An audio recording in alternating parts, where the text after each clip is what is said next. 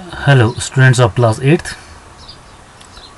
In continuation of the chapter that how the camel got his hump, we are starting in this video the second part. In this second part, we have to discuss the 3 points which are here. The first one is, जो पहले वाला है वो क्या है? The jinn remonstrated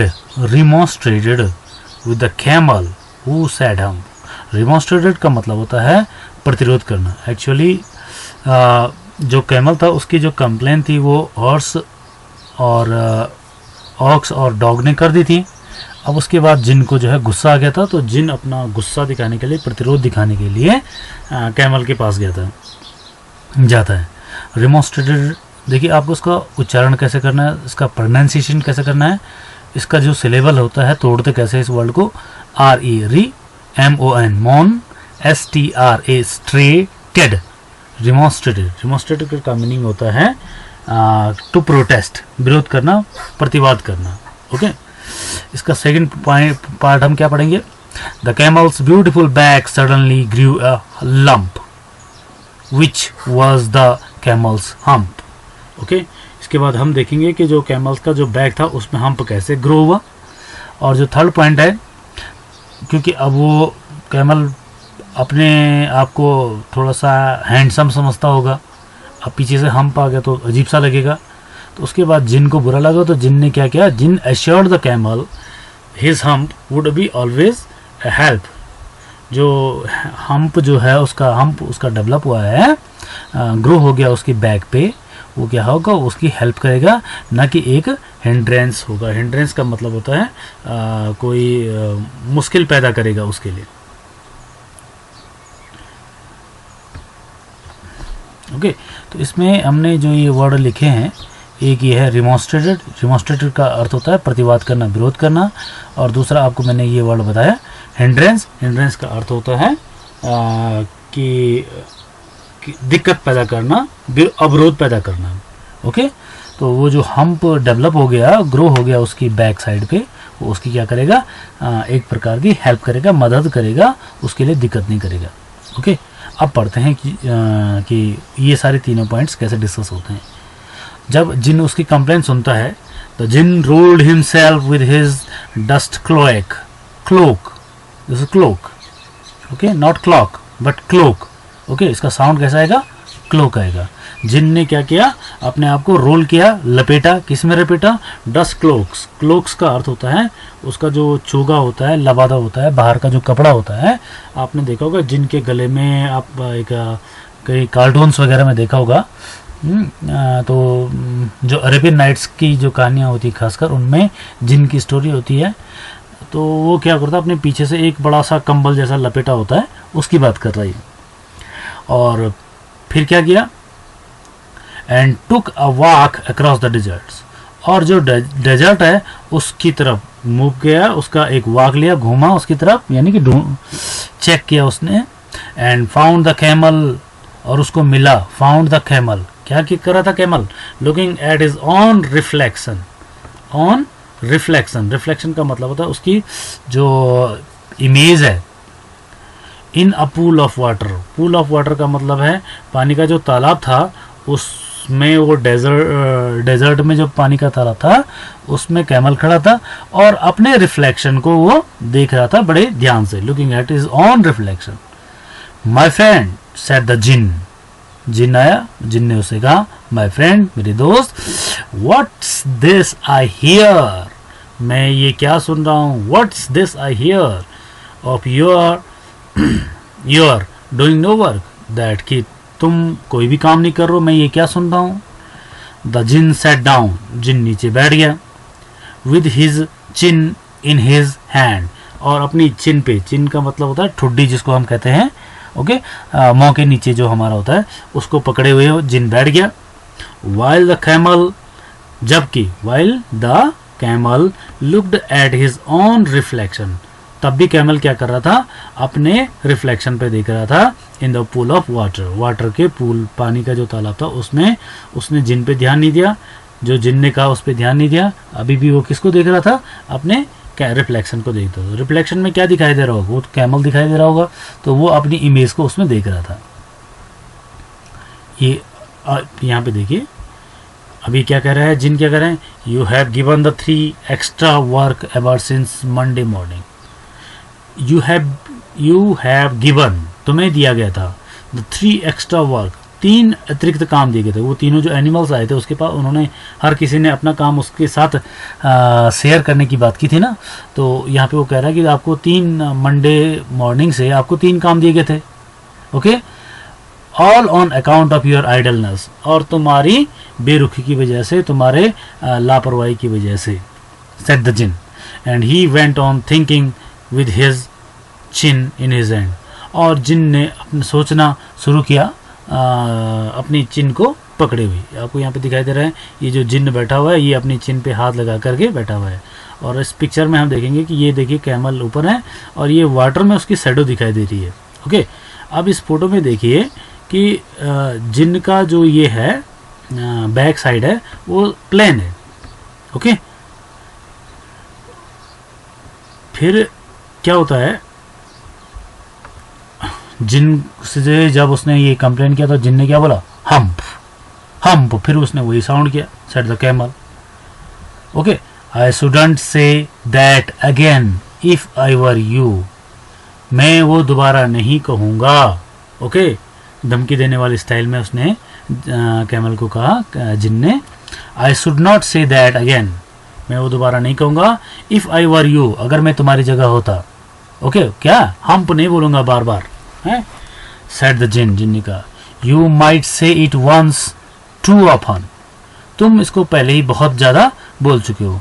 I want you to work, मैं चाहता हूँ, आई want you.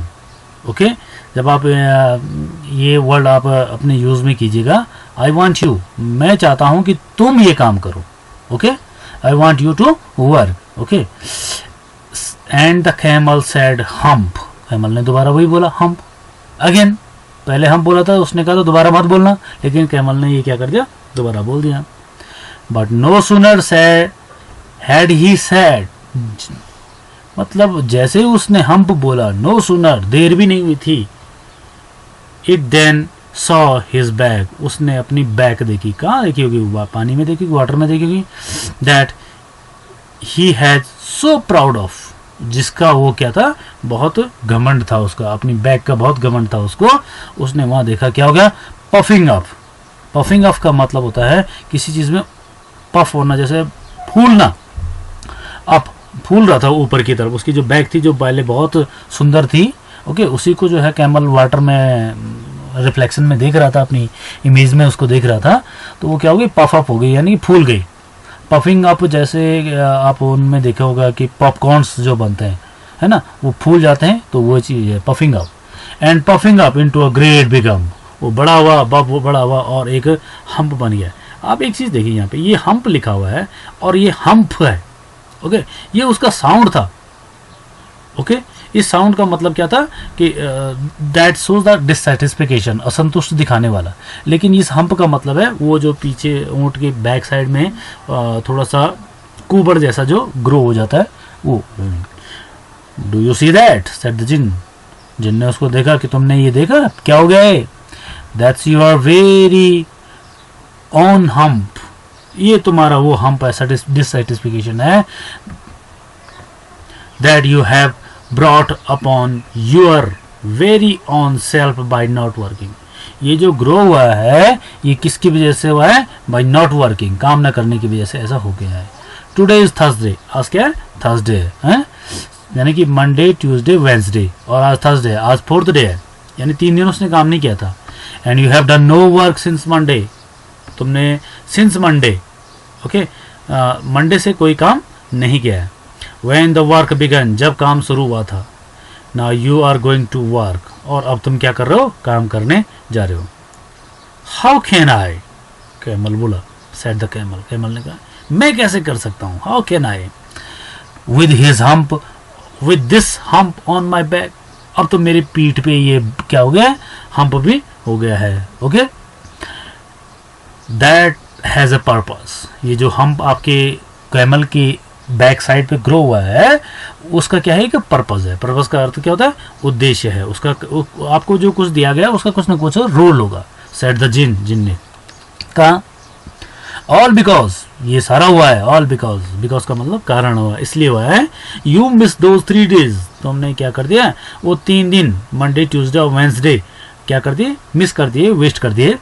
You will be able to work, अब आप काम करोगे now for 3 days without eating, बगैर कुछ खाए हुए तुम क्या करोगे? अब काम करोगे। Because you now you can live on your hump, because you can live on your hump and don't you ever say I never did anything for you. अब तुम इस हम्प पे निर्भर रहोगे। एंड डोंट यू एवर से, और कभी मत बोलना I never did anything for you, मैंने तुम्हारे लिए कुछ नहीं किया। Come out of the desert, desert से बाहर आओ। And go to the tree and behave, और वो जो उन 3 हैं उनके साथ जाओ। 3 means that horse, the ox and the dog, उनके साथ जाओ और उनके साथ अच्छे ढंग से बिहेव करो, अच्छे ढंग से काम करो। कहने का मतलब ये है। Okay. And the camel went away, और अब कैमल चले गया टू ज्वाइन द 3, उन तीनों को ज्वाइन करने के लिए जो काम कर रहे थे एनिमल्स। ओके, इंसान के लिए। And from that day to this, और तब से आज तक the camel always wears a hump, कैमल हमेशा क्या करता है? वियर्स करता है। वियर्स का मतलब तो वैसे होता है पहनना, किसी चीज़ को पहनना, लेकिन वो क्या कर रहा था? उसको वियर कर रहा, ढो रहा था एक टाइप से। Hump, we call it hump, हम इसको क्या बोलते हैं? हम्प कहते हैं, जबकि उसने हम्प था वो। Okay, now not to hurt his feeling, hump इसलिए कहते हैं कि ताकि उसको बुरा ना लगे। Not to hurt his feeling, उसकी फीलिंग्स को कोई बुरा एहसास ना हो। But he has never yet caught up with the 3 days, लेकिन अभी तक वो जो मंडे ट्यूसडे और वेडनेसडे का जो काम छूटा हुआ था, never caught up, उनको नहीं कंप्लीट कर पाया। Okay, that he missed at the beginning of the world, जब वर्ल्ड शुरुआत हो रही थी तब जो वो 3 दिन उसके छूटे थे अभी तक वो कंप्लीट नहीं हुए हैं। and he has never yet learned how to behave, और वो अभी तक भी अपने बिहेव को चेंज नहीं कर पाया। This is the story. तो आपको पता लगा कि उसका जो कैमल था उसका जो हम्प है वो किस तरह से ग्रो हुआ है। ये हमने इसका फर्स्ट और सेकंड पार्ट कंप्लीट कर लिए। अब इसको जो सेकंड पार्ट हमने पढ़ा है उसमें हम कितना समझे हैं उसका ये कॉम्प्रिहेंशन चेक है। ओके, इसमें पहला क्वेश्चन क्या लिखा हुआ है ये देखिए। The camel was looking at this own reflection in the pool, camel क्या कर रहा था? अपने रिफ्लेक्शन को देख रहा था पूल में, वाटर पूल में। Okay, what does it suggest you, आप क्या सजेस्ट करोगे? you about the camel, कि तुम कैमल के बारे में क्या सजेस्ट करोगे? तो इसका आंसर क्या होगा? ये स्टेटमेंट जो वो पानी में देख रहा था, अपने रिफ्लेक्शन को देख रहा था, उसका मतलब क्या होगा? ओके, अब हम इसका आंसर कैसे लिखेंगे? The statement suggest that the camel loved his own image, अपने इमेज को बहुत प्यार करता था, तभी तो अपनी छाया वहां देख रहा होगा।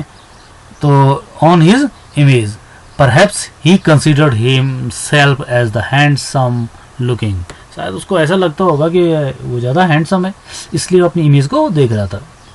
The camel said hump repeatedly, how did it affect him, अब कैमल क्या करता था? बार बार हम्प बोलता था।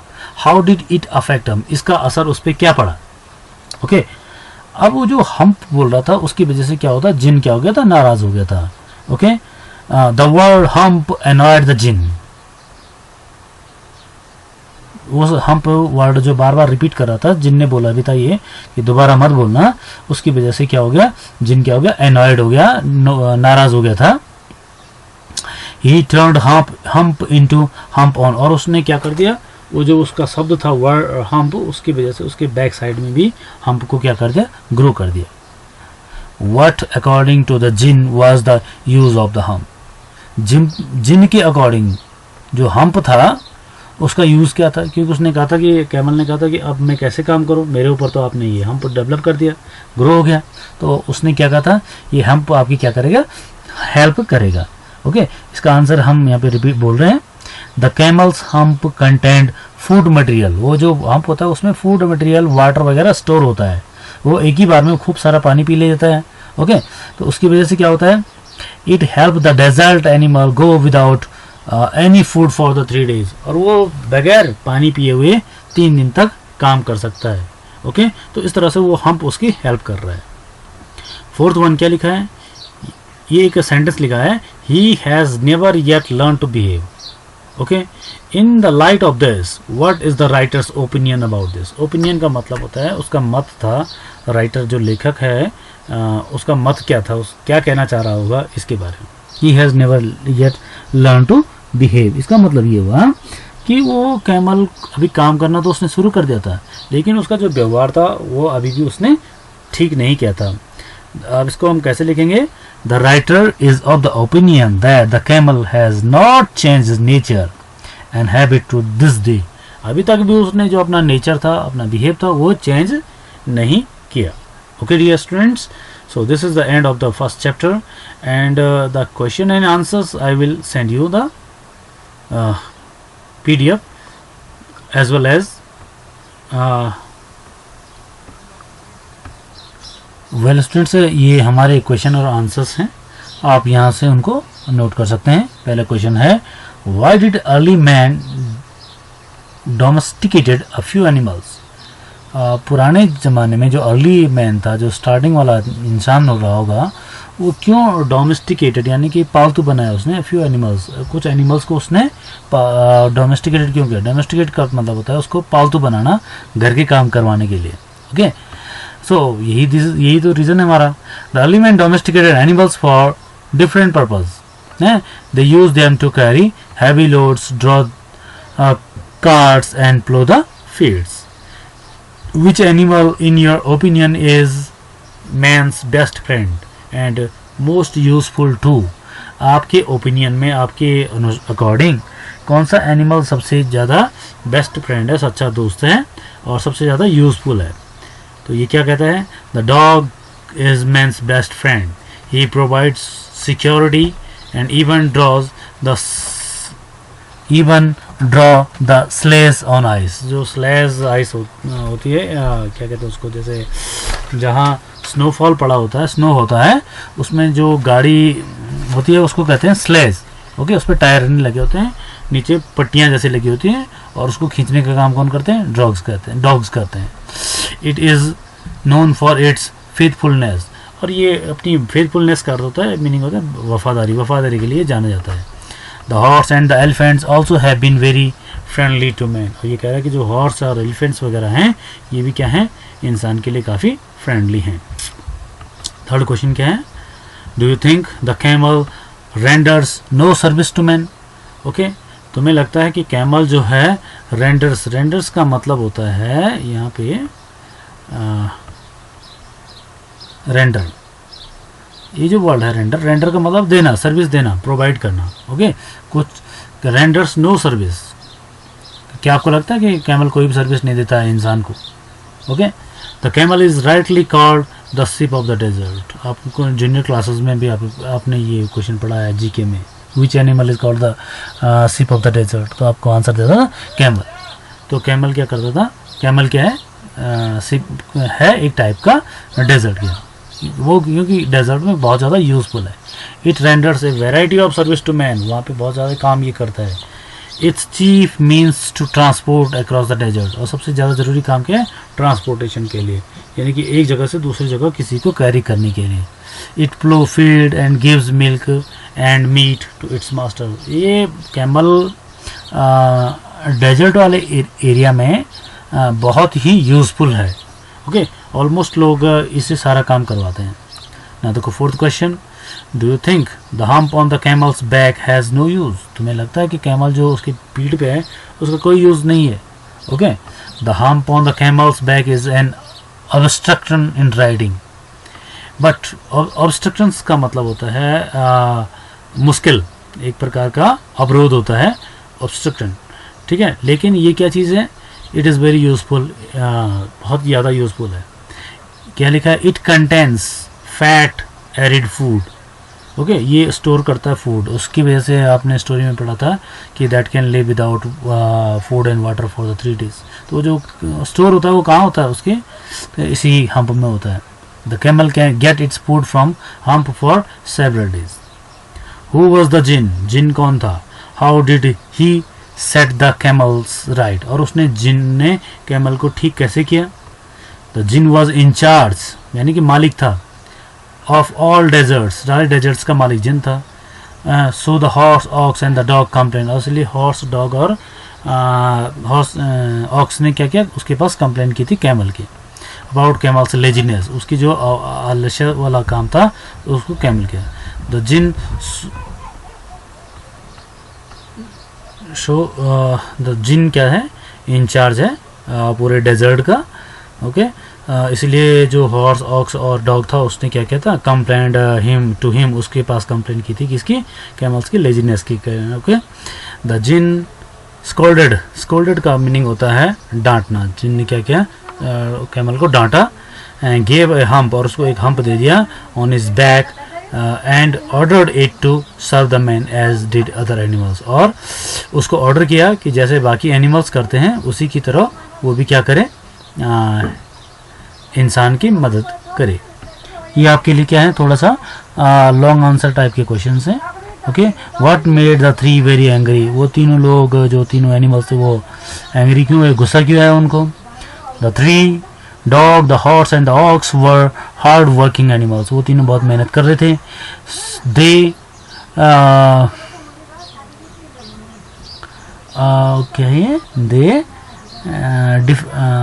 Employed different works for man, वो क्या कर रहे थे, बहुत सारे काम कर रहे थे इंसान के लिए।